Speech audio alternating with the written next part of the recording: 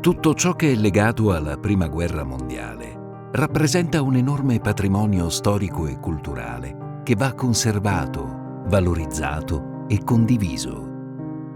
Un percorso di pace che muove le persone alla scoperta di luoghi testimoni di un passato di sofferenze, che ci portano a riflettere sull'importanza della pace tra i popoli. Paesi che hanno scelto di unirsi nel rispetto e nel reciproco aiuto, diventando tra essi solidali e condividendo quei valori che permettono alla fratellanza di essere il fondamento del presente.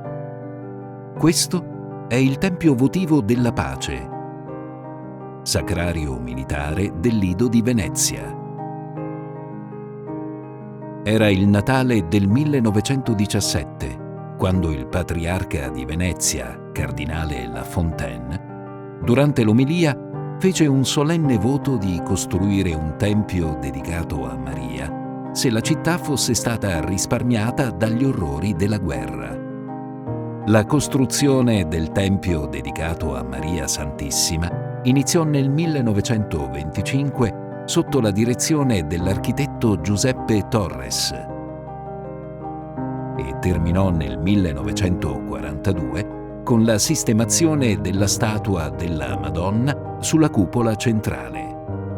L'edificio ha forte carattere religioso, è circolare e il soffitto al suo interno è sorretto da colonne di marmo nero. I resti dei caduti sono raccolti in 2 grandi tombe comuni poste alle spalle dell'altare, mentre ai piedi dello stesso giace la salma del primo soldato morto per la difesa di Venezia.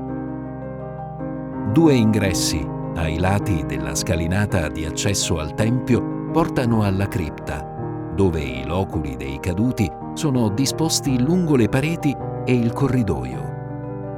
Luogo di memoria e riflessione, il Tempio è oggi un emblema di pace e di libertà.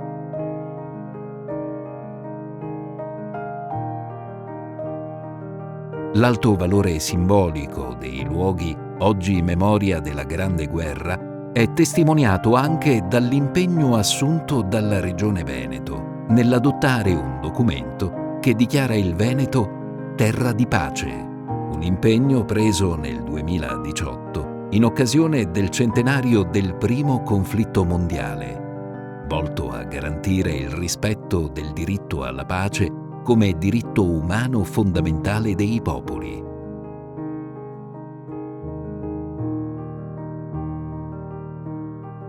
Tutto questo attraverso attività che promuovono una cultura di pace, tolleranza e giustizia.